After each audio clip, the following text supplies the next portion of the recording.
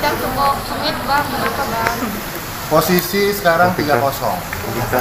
Artinya gini, kita melihat hari ini saksi sudah dihadirkan oleh jaksa penuntut umum. Jadi saksi fakta bukan pelapor dan merasa juga menjadi korban. Oke. Di situ sudah kita lihat, kita tanyakan mengenai apa yang dia tahu. Poin-poin apa yang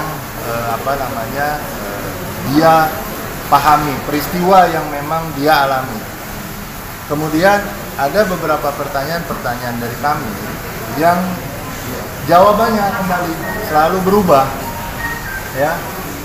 Pertanyaannya apa, jawabannya apa. Kemudian ketika saya konversi dengan pernyataannya Angel, contoh satu saja. Ada kata Angel menarik sejak awal dari taman masuk ke dalam kamar. Tapi Vicky Alman bilang tidak seperti itu. Nah, dua pernyataan, satu peristiwa, dua orang beda-beda. Siapa yang perlu kita percaya pada akhirnya? Apakah pernyataan daripada saksi pelapor yang pertama Angel Elga atau saksi Vicky Alman? Ini satu saja. Yang kedua, peristiwa yang lainnya. Kita melihat dia menyatakan, saya mengetahui bahwa memang Vicky Prasetyo yang mengizinkan media, katanya mengundang. Saya tanya undangannya mana, nggak tahu. Ternyata jawaban dia itu adalah asumsinya dia. Nah, ketika asumsi dimasukkan ke dalam berkas perkara, akhirnya apa? Perkara ini hanya asumsi pada akhirnya. Dakwaannya ini hanya asumsi pada akhirnya. Karena kenapa? Karena yang diterangkan di dalam BAP itu asumsi, bukan fakta. Bukan kata saya, tapi kata saksi. Bagaimana kemudian mampu disajikan? Selama ini selalu berteriak CCTV, melihat di dalam CCTV, di kamar ada CCTV. Pertanyaannya saya, mana CCTV-nya?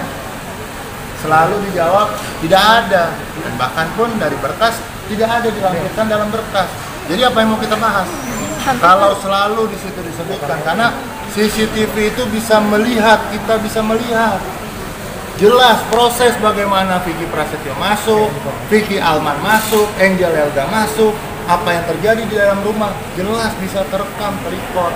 Pertanyaannya, kemana itu CCTV? Tidak ada. Sampai saat ini bang? Sampai detik ini tidak bisa dihadirkan di dalam persidangan.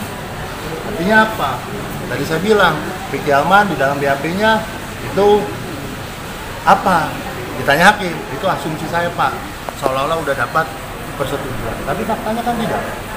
Banyak kejanggalan. Nah, akhirnya keluar. Dia bilang diintimidasi. Ternyata tidak ada intimidasi terhadap dari keluarga. Dia bilang dipaksa masuk ke mobil polisi. Padahal dia maunya masuk ke mobil pribadi. Nah, ada pertanyaan lagi dari kita.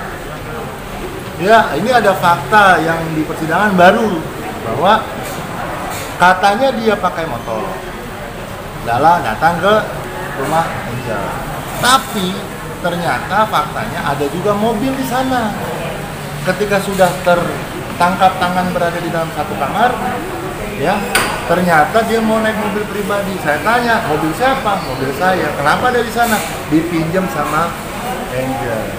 Kan gitu. Ternyata dipinjam. Alasan apapun lah, berarti ada kendaraan dua di sana, ada mobil dan ada kendaraan bermotor. Kalau ada mobil, ada kendaraan bermotor di rumah orang, ngapain? Ada apa? Kan begitu. Terus ada lagi pak faktanya, sepatu dia bilang adanya tadinya di dalam mobil saya. Sekarang adanya di mana? Adanya di luar mobil saya. Siapa yang memindahkan? Nggak tahu. Faktanya apa? Artinya apa? Sudah ada mobil di sana, sudah ada motor di sana yang dia pakai, dan perlengkapan pribadi berada di dalam rumah. Yang tidak tahu siapa yang memindahkan, seolah-olah pindah dari rumah, dari mobil ke dalam rumah. Dan saya tanya berapa kali, berapa lama orang kenal? Apakah mungkin orang kenal baru 1 minggu sudah meminjamkan mobil? Kan itu, bener nggak?